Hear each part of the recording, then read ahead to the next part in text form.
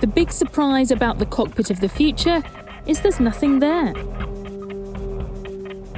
One of the things we're looking at for Tempest is a software reconfigurable wearable cockpit, the essence of which is in our Striker helmet. Okay. So this is a Striker 2 helmet that's currently in test flight on Typhoon. Just want to pop that on.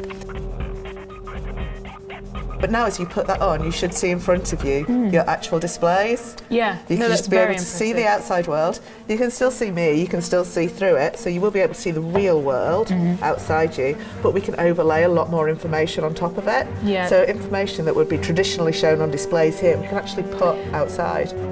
Because you're in the virtual world, everything's potentially display space. So if you look up above your head, for example, at the moment, you should see another display there. So it's up to you as the pilot how you set up the cockpit for what task you're doing that day. Yeah, and I can actually, if I look up and put my hand there, my hand appears as well, so it does have that real virtual experience. So okay, press that and then press invisible. And now look down. Now it's taking the cockpit away, so you can see underneath you. Oh, wow. You almost don't believe that it's going to click or that anything is going to happen when you, because I am just pointing into thin air.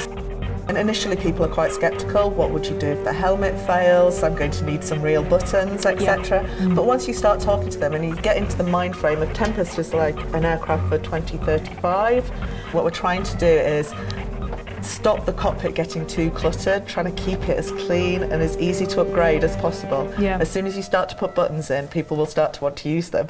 So at the moment we're very much trying to take the angle of prove to me it needs to be in there for a safety reason or for something like that. Otherwise the idea is it would all be virtual. So that's what they're thinking and why. How will that work for the pilots? So what we have is the future cockpit, and I'm looking at it in a virtual reality environment. And one of the biggest features we're looking at is eye tracking.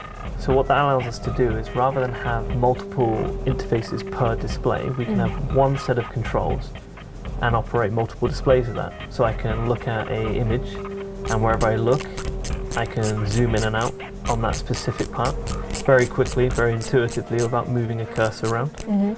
I can look at different buttons inside the cockpit and activate them. And I can do all this without moving my head, just with my eyes. So other than the eye tracking, we also have the ability to put our interfaces outside the cockpit. So using hand tracking, I can actually move the UI from down below up to anywhere. We also have the ability to put our UI or the controls onto our hands. So as you can see, I can bring screens from my arm, but I can also look at my watch and get my physical state. So I can see my heart rate, I can see the time. I might be able to get my blood sugar levels and the ability to monitor my own health status. And you can actually see your hand. I mean, does that work if I put my hand in? Would that show up? You should do, yeah.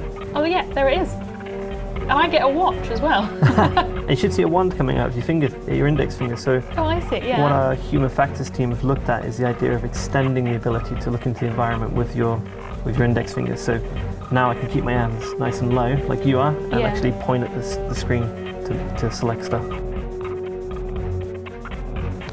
So what we can see here is a hologram that we've turned on. Now we're used to traditional flat interfaces. Here we're actually able to make a 3D interface. You can see I can see where I am with the white focus, and I'm able to see my other aircraft around me. I can see my fleet of UAVs ahead of me, and I can look over to the coast, see some ships, and get a sense of 3D depth now. I can look at these MES domes that we call missile engagement zones and see that they're actually real 3D objects floating in front of me. So there's nothing out of reach for a future pilot now in terms of having all the information and being able to see everything? Absolutely. It's got 100 times more challenging because we've got so many more capabilities we can develop for. But at the same time, so many more opportunities for the pilot to make things so much better for them. If you enjoyed this video, don't forget to like and subscribe to our channel.